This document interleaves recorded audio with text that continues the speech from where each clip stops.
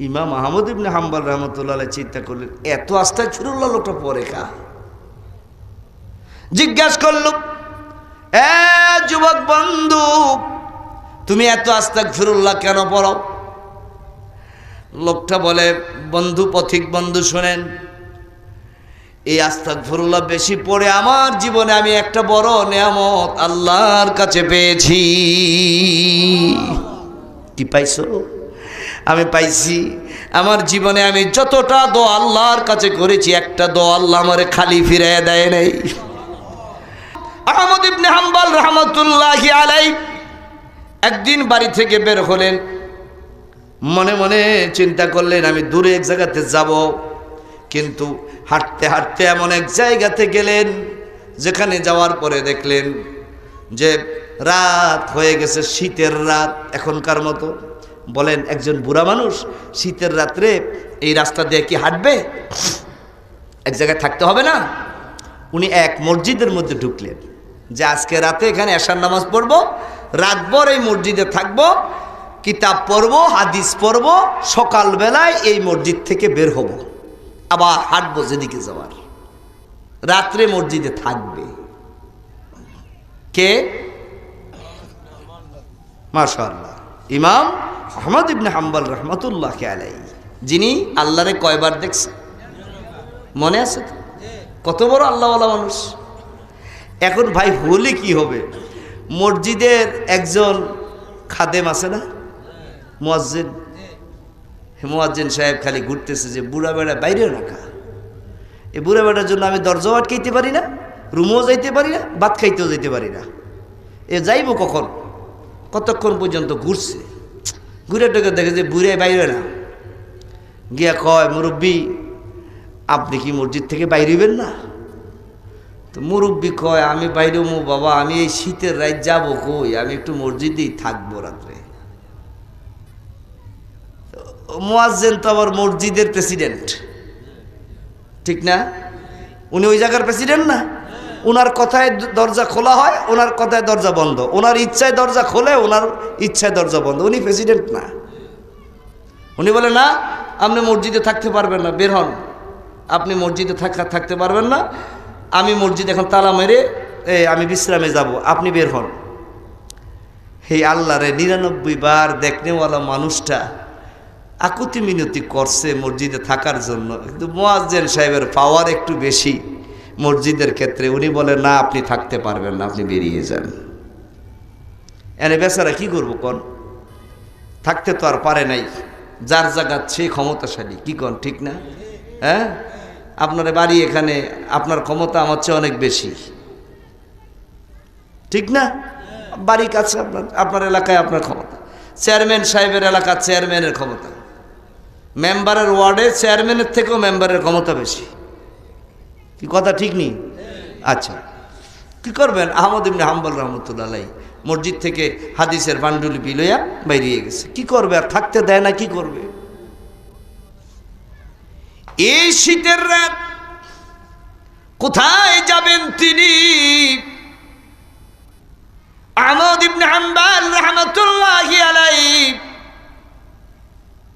হাঁটতেছেন, বৃদ্ধ মানুষ, দূরে নজর করে দেখেন এক জায়গাতে একটা আলো জ্বলে, আলোটা মিটমিট করে জ্বলতেছে। হাঁটতে হাঁটতে বুড়া মানুষটা ওদিকে গেলেন, যায় দেখেন একজন রুটি বিক্রেতা সকালবেলায় রুটি বিক্রি করার জন্য রুটি বানাচ্ছে। যায় বলেন, বন্ধু তোমার এই জায়গাতে আমার একটু জায়গা হবে কিনা? আমি তো এই রাতে কোথায় যাব? আমি অনেক মুসিবতের ভিতরে আছি, আমি লাইট নাই, টর্চ নাই, কিছু নাই, অন্ধকারে হাঁটতেছি। তোমার আলোটা দেখে টার্গেট করে তোমার আলোর দিকে আমি এগিয়ে আসছি। তুমি কি আমাকে একটু তোমার এই চুলার পাশে আলোর কাছে একটু বসার সুযোগ কি আমারে দিবা? লোকটা বলে, আমি রুটি বানাই, এই আলোর কাছে বসলে আমার তো কোনো ক্ষতি নাই, লাকড়িও বেশি লাগবে না, কিচ্ছুই তো সমস্যা হবে না, বরং আমার উপকারই হবে, আপনার একটা সঙ্গীও আমি পাইলাম। আহমদ ইবনে হাম্বল রহমতুল্লাহি আলাইহি ওই চুলার আগুনের কাছে বসে গেলেন। বসে বসে তিনি হাদিসগুলা মুখস্থ করতেছেন, একটা একটা করে রাসূলের হাদিস মুখস্থ করছেন ওই চুলার কিনারে বসে।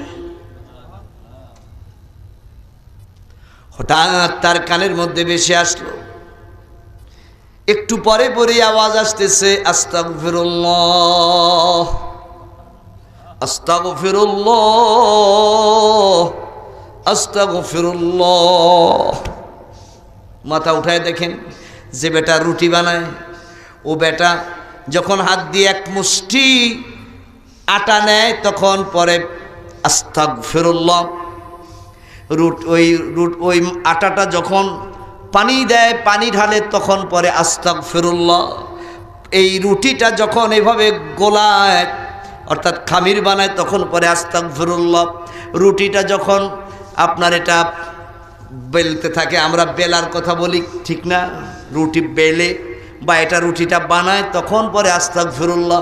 চুলার উপরে দেয় পরে আস্তাগফিরুল্লাহ, এটা উল্টায় পরে আস্তাগফিরুল্লাহ লইয়া আবার যখন এটা হওয়ার পরে যেখানে জমা করে সেখানেও পরে আস্তাগফিরুল্লাহ।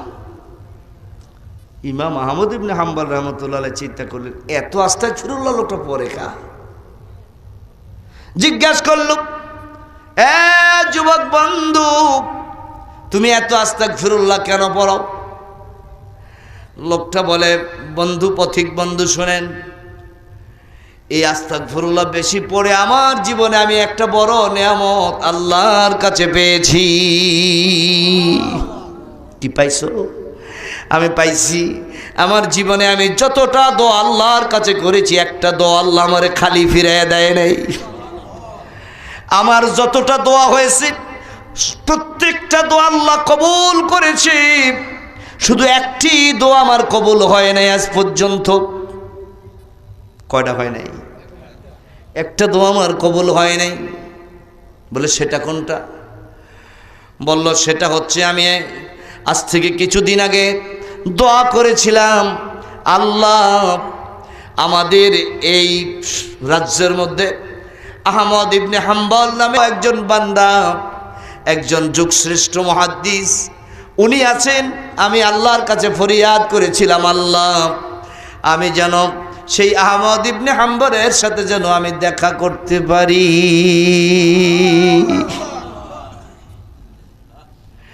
আমি তার হাতে চুমা খাবো, আমি তার কপালে চুমা খাবো, আমি যেন তার সাথে দেখা করতে পারি। একথা শুনে আহমদ ইবনে হাম্বল রাহমাতুল্লাহ আলাইহির শরীরের ভিতরে কম্পন সৃষ্টি হয়েছে, আবেগ আপ্লুত হয়ে গেলেন। দাঁড়ায়া রুটি বিক্রেতাকে জড়ায়া ধরে বললেন, বন্ধু রে, বন্ধু, তোর সেই দোয়াটাও আল্লাহ বিফলে নেয় নাই। আমি আজকে যেই মানুষটা মুসাফিরের ভেষে তোর রুটির চুলার পাশে বসে বসে এখন তোর আলো দিয়ে হাদিস পড়ি, আমি কিন্তু সেই আহমদ ইবনে হাম্বল যার সাথে আল্লাহ কুদরতি ভাবে 99 বার দেখা করছে। আমি আহমদ ইবনে হাম্বল, আমি হলাম মুহাদ্দিসুদ্দাহার, সারা এই যুগের শ্রেষ্ঠ মুহাদ্দিস আল্লাহ আমারে বানাইছে। তোমার আস্তাগফিরুল্লাহর ফল বিফলে যায় নাই, আল্লাহ তোমার সেই দোয়াটাও কবুল করছে। দোনোজন আবেগ আপ্লুত হয়ে গেছে। বন্ধু আমার, এই জন্য আমাদেরকে বেশি পরিমাণ ইস্তেগফার পড়তে হবে। পড়েন, আস্তাগফিরুল্লাহ রাব্বি মিন কুল্লি যামবিন ওয়া আতুবু ইলাইহি লা হাওলা ওয়ালা কুওয়াতা ইল্লা বিল্লাহিল আলিয়্যিল আযীম। আস্তাগফিরুল্লাহ রাব্বি মিন কুল্লি যামবিন ওয়া আতুবু ইলাইহি লা হাওলা ওয়ালা কুওয়াতা ইল্লা বিল্লাহিল আলিয়্যিল আযীম। গুনাহ মাফ হবে, আপনার সমস্ত দোয়া কবুল হবে, আপনার আমলনামার গুনাহগুলো নেক দ্বারা আল্লাহ ভরপুর করে দেবে।